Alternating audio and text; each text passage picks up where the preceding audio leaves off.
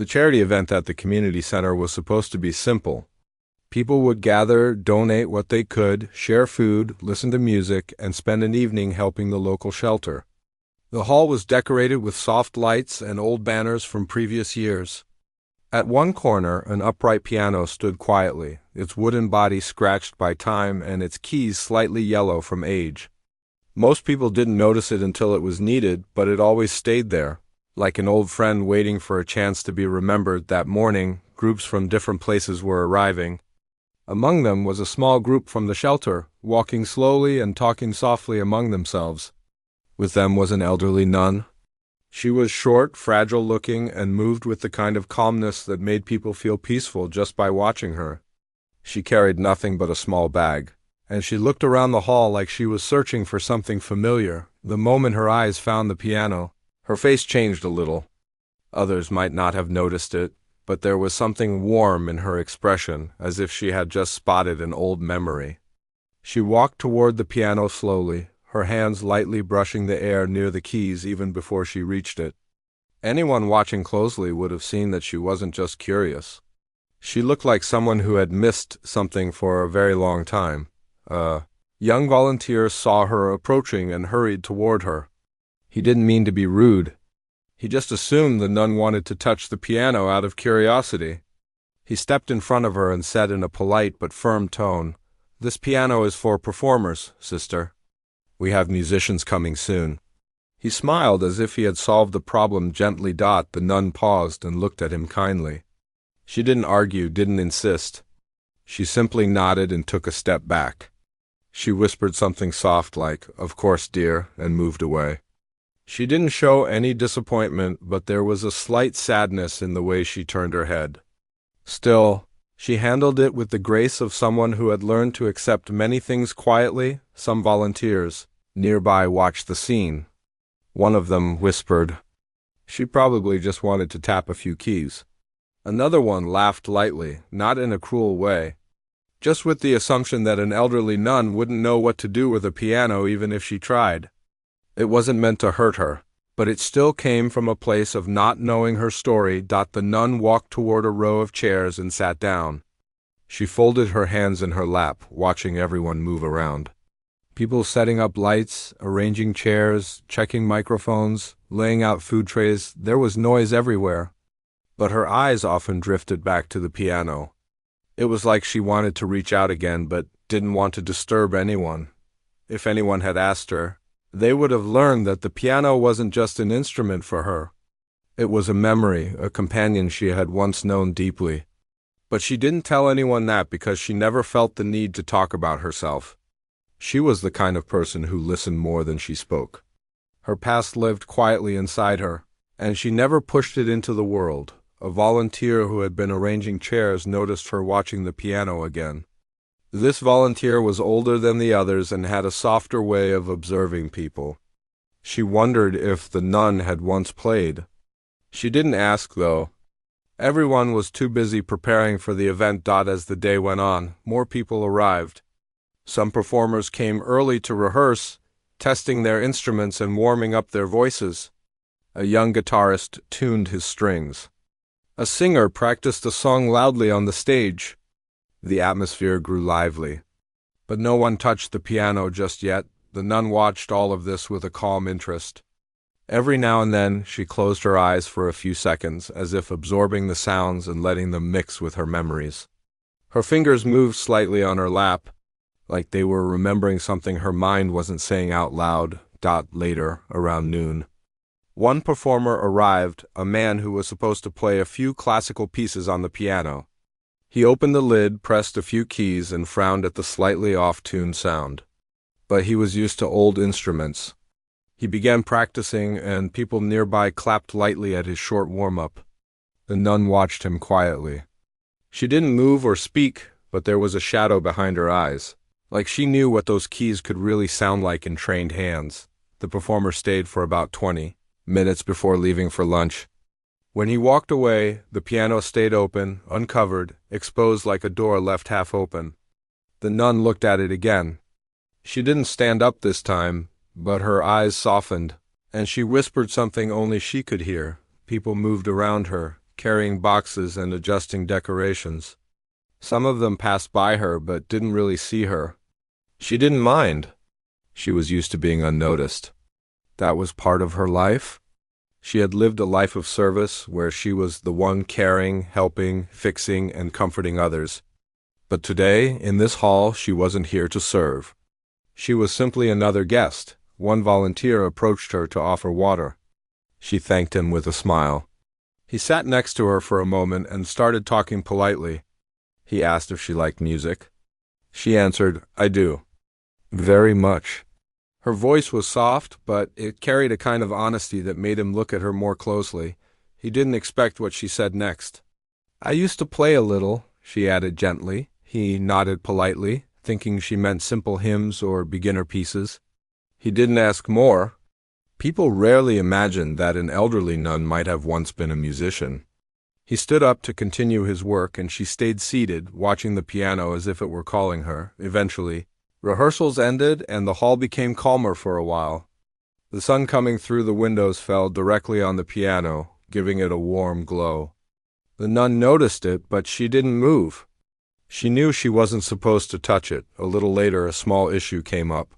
The evening program required the pianist to play a classical opening piece, but the performer still hadn't returned.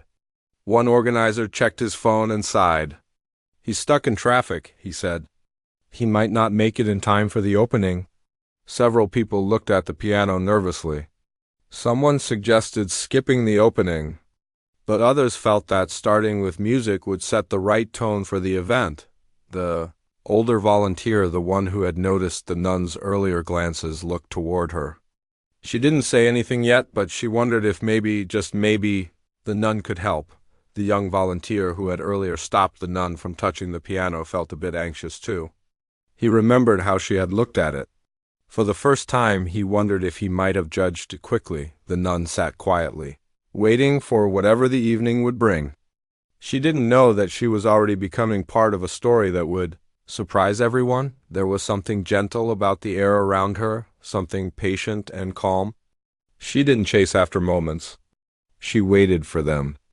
And while she waited, the piano sat nearby, silent and untouched once again, as if it were holding its breath along with her.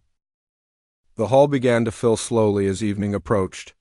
People walked in carrying warm jackets, scarves, and small donation envelopes. There was a cheerful buzz in the air, but behind that excitement, the organizers were worried. The pianist who was supposed to open the event was still stuck somewhere on the road, and time was running out. The opening was only minutes away, and the piano sat there waiting, its lid open, its keys shining under the soft lights. The elderly nun sat in the same place she had been earlier. She watched people enter with polite smiles and gentle greetings. She wasn't thinking about performing. She didn't expect anything from the evening.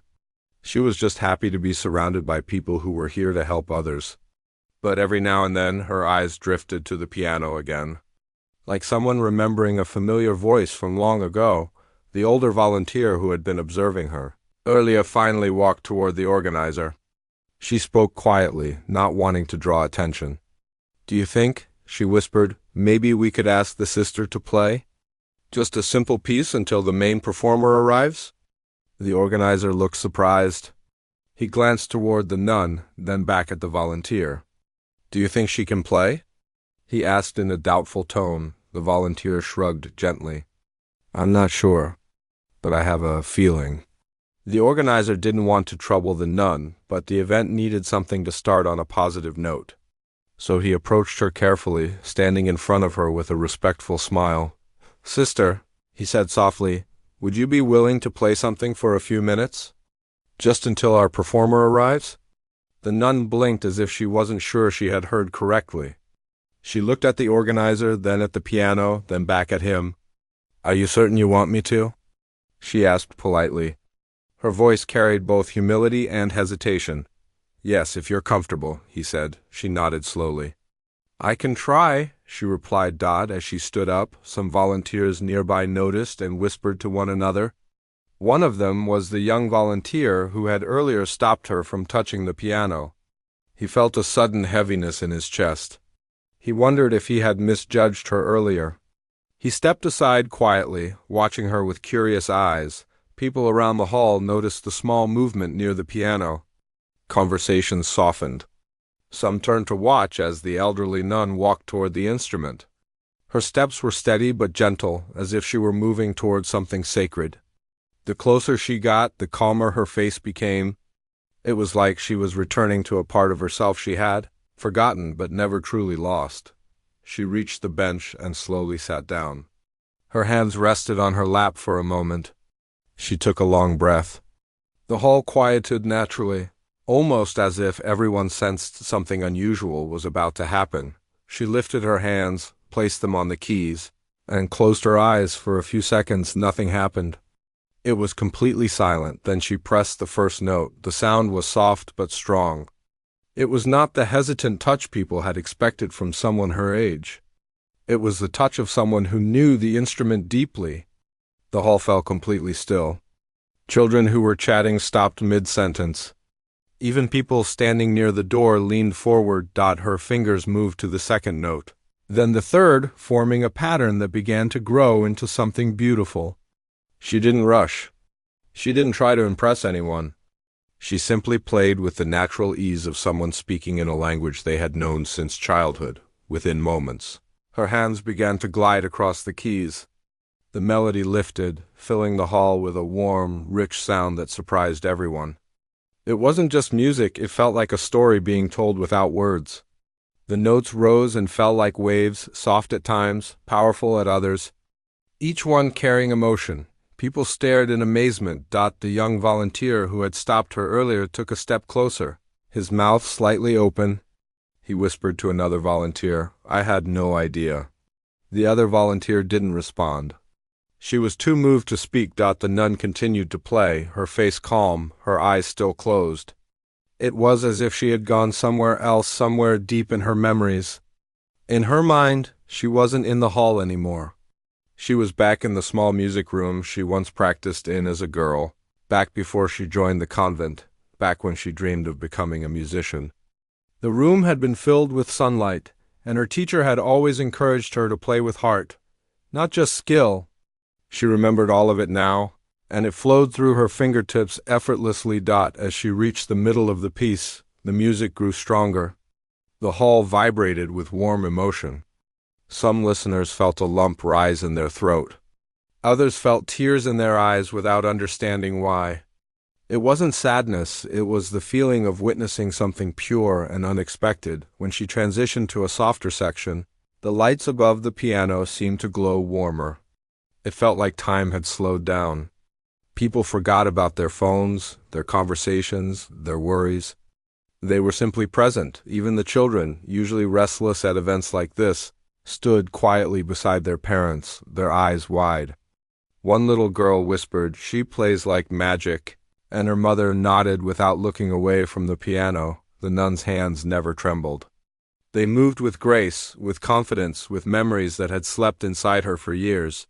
She didn't smile while playing, but there was peace on her face, a soft peace that showed how much this moment meant to her. As she neared the end of the piece, the melody grew slower, more emotional, like a gentle goodbye. Her fingers touched the final notes lightly, letting them fade naturally into the quiet air. Then there was silence, a long, deep silence. It lasted for a few seconds because no one knew whether to clap yet. They were still processing what they had heard. It felt like they had witnessed something private, something that had been locked away for years. Then someone in the back started clapping softly. Another person joined in, and then, suddenly, the entire hall burst into applause. Loud, heartfelt applause that echoed off the walls. People stood from their seats. Some even wiped tears from their eyes. The nun looked around shyly, surprised by the reaction. She hadn't expected applause. She had only hoped she could help for a few minutes. The young volunteer walked toward her with his head slightly lowered. When he reached her, he spoke in a quiet voice filled with guilt and admiration. "I'm sorry," he said. "I shouldn't have stopped you earlier. I didn't know." She smiled gently at him and placed a kind hand on his arm. "You did nothing wrong, dear," she said softly. "You were only doing what you thought was best." Her kindness made him feel even more emotional. He nodded, unable to find more words. People came up to her, thanking her, praising her, asking how long she had been playing. She answered with modesty each time, brushing off the praise with a humble smile. "It's been many years," she would say. "I just used to play a little." But the truth was clear to everyone. She didn't just play a little. She played with the depth of someone who had loved music deeply and silently. For most of her life, when the applause faded and people returned to their seats, the atmosphere of the hall had completely changed. It felt warmer, more connected.